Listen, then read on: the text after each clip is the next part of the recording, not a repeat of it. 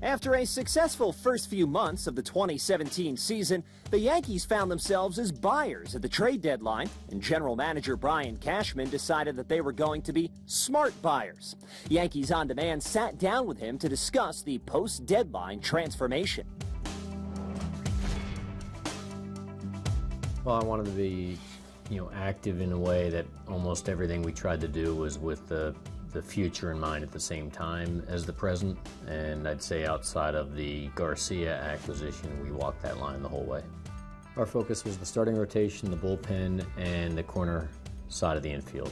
So that manifested itself ultimately in the additions of Canely, Robertson, Todd Frazier, Jaime Garcia, and Sonny Gray. The first deal came with the Milwaukee Brewers, as the Yankees traded pitching prospect Tyler Webb for first base prospect Garrett Cooper, who was having a breakout season in AAA. Though it was a small move, Cashman had a plan in mind for the 26-year-old. Garrett Cooper was a piece that we could plug and play in the present as we continued to look to improve. He had options. He'd never been on the big league roster before, so he was someone that we could maintain going forward if we so chose, and so we brought him in to help try to fortify positions that's been very difficult for us. Though the Yankees were in talks with Chicago about acquiring pitcher Jose Quintana, the deal ultimately fell through, but this led to another big trade opportunity. By having as much dialogue as we've had, we were able to determine who they really valued from our system. And they had a lot of pieces that still were attractive to us nonetheless. They addressed areas of need, and so that turned into being Robertson, Canely to help improve and shore up the bullpen, as well as Todd Frazier, who would give us a chance to try to stabilize the infield too. But the Yankees' new acquisitions would not come without a price, as they gave up some highly touted prospects, including their 2016 first-round pick, Blake Rutherford. We really like Blake Rutherford. We think he's going to be an everyday big leaguer in the future. He represented everything that the Yankees gravitate to. Unfortunately, I had to utilize that as a trade chip, and hopefully it'll benefit the franchise in the near term by doing so. The third deal sent Yankees pitching prospects Dietrich Enns and Zach Littell to Minnesota for starting pitcher Jaime Garcia, who had just been traded to the Twins from the Braves. Well, I had been trying to get Jaime Garcia from Atlanta for a couple weeks to try to give us a better position in shoring up our starting pitching. He's a ground ball, left-handed starter. As we were approaching some innings concerns overall with Montgomery and maybe even Severino, it would give us a chance to help us kind of manage that a little bit. And it also got a bird in hand as I continued my efforts to try to get higher level starting pitching, which ultimately led to Sonny Gray. Before the Yankees could get their hands on a highly sought-after starting pitcher, they would have to make some difficult decisions regarding a few valuable farmhands.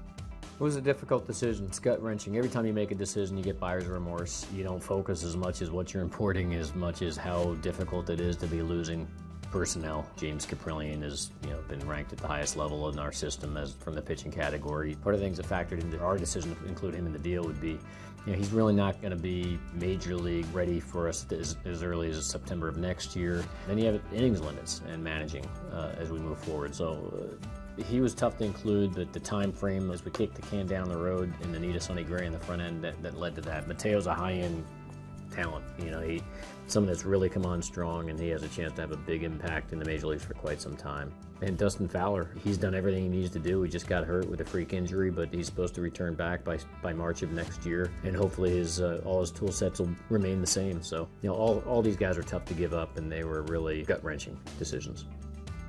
The Yankees acquired 27-year-old right-hander Sonny Gray, and Brian Cashman thinks he fits the bill as a high-quality rotation piece. We don't look at him as a number one. I think he's at worst a solid third starter for us, maybe as high as a two. It just depends on how he pitches. He's got a nice four-pitch mix, ground ball oriented, 27 years of age. Demeanor is one that has shown great high competitiveness. Hopefully all of those things serve us well. So hopefully he can transition in here nicely and continue to do what he's done well for his career thus far. It was a busy trade deadline for the New York Yankees, and the new acquisitions have already shown their value to the team. While the Yankees' top prospect list did take a hit, Brian Cashman still believes that the farm system is in excellent shape. We have a great farm system, and hopefully it'll be utilized, as we've seen recently, more for our needs at the major league level by promotions than trades. We're just trying to do every decision possible to get us closer to being that last team standing. Hopefully it's as early as 2017, but if it's an 18 or 19, so be it. Whenever it is, every decision we're trying to make is geared towards getting us close for that goal.